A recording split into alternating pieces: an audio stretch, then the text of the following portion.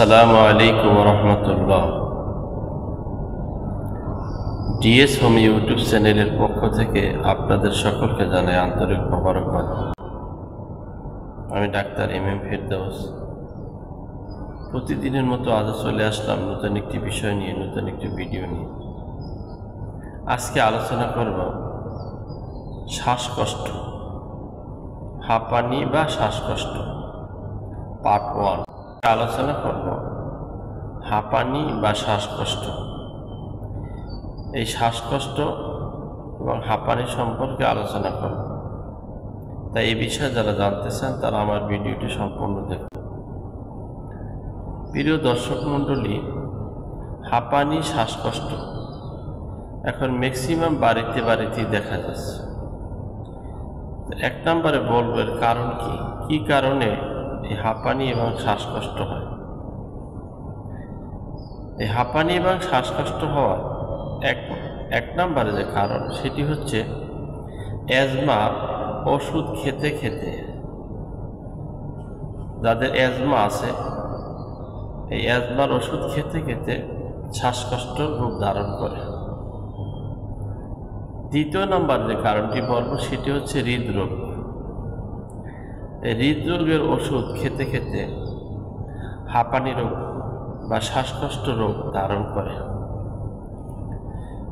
তৃতীয় নম্বর যেটি বলবো সেটি হচ্ছে ফুসফুসের সমস্যার কারণে হাঁপানি রোগ হতে পারে। তৃতীয় যেটি বলবো সেটি হচ্ছে ফুসফুসের সমস্যার কারণে হাঁপানি রোগ হতে পারে। ফুসফুসের সংক্রমণের কারণে হাঁপানি রোগ হয়। অ্যালার্জির কারণেও হাঁপানি রোগ হয়। অ্যালার্জি ওষুধ খেয়েছেন, ওষুধ খাওয়ার পরে অ্যালার্জি কমে নাই, এরপর আবার অ্যালার্জির ইঞ্জেকশন পুশ করছেন। অ্যালার্জির ওষুধ খেয়েছেন কিন্তু অ্যালার্জি কমে নেই। নেক্সটে কী করেছেন? ডাক্তারের কাছে গেছেন, ডাক্তার আপনাকে ইঞ্জেকশন পুশ করেছে, 3টা 5টা 7টা ইঞ্জেকশন পুশ করেছে। এই অ্যালার্জির ইঞ্জেকশন পুশ করার কারণে অ্যালার্জিটা বসে গেছে, আর বসে যাওয়ার কারণে হাঁপানি বা শ্বাসকষ্ট হয়েছে আপনার। এরপরে যে পর্ব সেটি হচ্ছে মানসিক চিন্তা, মানসিক চাপ। এই মানসিক চাপ থাকার কারণেও অ্যালার্জি হয়। ধুলোবালির কারণেও অ্যালার্জি হয়। আপনি যেখানে জব করেন, যেখানে বসবাস করেন, জায়গাটি স্যাঁতস্যাঁতে অথবা ধুলোবালু আছে। আপনি যেখানে বসবাস করেন, যেখানে জব করেন, ডাস্ট এবং ধুলাবালির কারণেও অ্যালার্জি হতে পারে।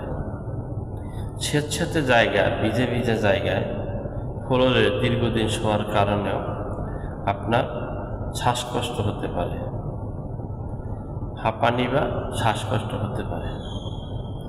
এছাড়া আরও বিভিন্ন কারণ থাকতে পারে, যেমন অত্যাধিক হাঁসের গোস্ত খাওয়া, অত্যাধিক গরুর গোস্ত খাওয়া, বেগুন খাওয়া, এরপরে অ্যালার্জি জাতীয় খাবারগুলো খুব বেশি খেলে হাঁপানি এবং শ্বাসকষ্ট হতে পারে। বিভিন্ন ধরনের ওষুধ খাওয়ার মাধ্যমেও এই হাঁপানি বা শ্বাসকষ্ট হতে পারে।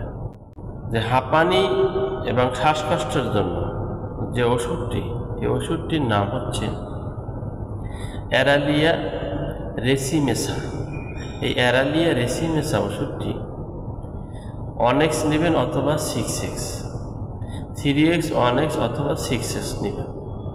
এই অ্যারালিয়া রেসিমেসা ওষুধটি, এটির লক্ষণ কি? হোমিও ওষুধ মূলত সিমটম বা লক্ষণের উপরে ভিত্তি করেই ওষুধ প্রয়োগ করা হয়, চিকিৎসা দেওয়া হয়। তো এই ওষুধটির লক্ষণ হচ্ছে রোগীর শ্বাস টেনে বুকের ভিতরে নিতে অত্যন্ত কষ্ট হবে। রোগীর শ্বাস টেনে বুকের ভিতরে নিতে অত্যন্ত কষ্ট, কিন্তু নিঃশ্বাস ফেলতে রোগীর কোনো কষ্ট হয় না। নিঃশ্বাস ফেলতে রোগীর কোনো কষ্ট হয় না। দ্বিতীয় নম্বরে বিছানায় যখন শুইতে যায় তখন শ্বাসকষ্ট বেড়ে যায়, এমনকি দম বন্ধ হয়ে যাওয়ার মতো অবস্থা হয়। তো এই যে 2-3টে লক্ষণের কথা বললাম, 1 নম্বর হচ্ছে শ্বাস বুকের ভিতরে টেনে নিতে কষ্ট হয় কিন্তু ফেলতে কষ্ট হয় না, বিছানায় শুইলে শ্বাসকষ্ট বেড়ে যায়। এই যে কয়েকটি লক্ষণ বললাম, এবং আরেকটি মূল লক্ষণ হচ্ছে এই কষ্টের কারণে রোগী চুপচাপ বসে থাকতে ভালোবাসে। এই 3-4টি লক্ষণ যদি কারোর মধ্যে থাকে এবং তার যদি শ্বাসকষ্ট থাকে, সেক্ষেত্রে তিনি অ্যারালিয়া রেসিমেশা ওষুধটি ব্যবহার করবেন। এটি 10 ফোঁটা করে 3 বার খাওয়ার আধা ঘন্টা আগে কুসুম গরম পানির সাথে অথবা ফুটনো ঠান্ডা পানির সাথে খাবেন, খাওয়ার আগে অথবা পরে খাবেন। 2 নম্বরে যে ওষুধটির কথা বলবো, এটি হচ্ছে ফরাম্পস এবং নেট্রামসাম। ফরাম্পস 6x, নেট্রামসাম 6x।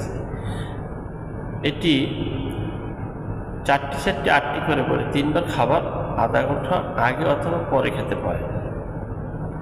তো অবশ্যই উভয় ওষুধগুলো জার্মানি ওষুধ হতে হবে।